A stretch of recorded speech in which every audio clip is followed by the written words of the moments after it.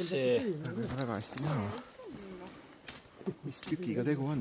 Hundi jälgida muutud ise ka hundi moodi.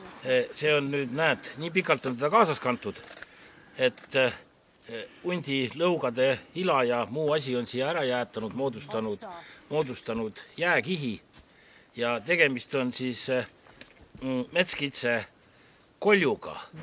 Näed, siit tuleb see, ajust on ta tühi juba.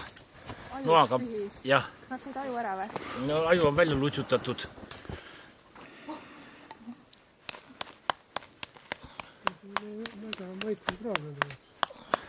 Aga muidugi on ta värske.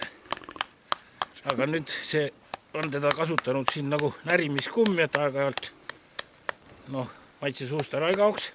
Ilmselt on ta see sama, kus rebane otsustas, et tuleb minna teisele poole. Et sinna on nad midagi omal peitnud ja jätnud.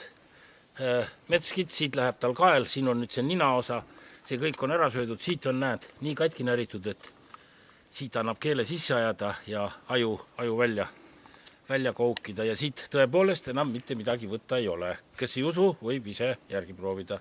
Väga ära kasutatud. No kõik viimseni.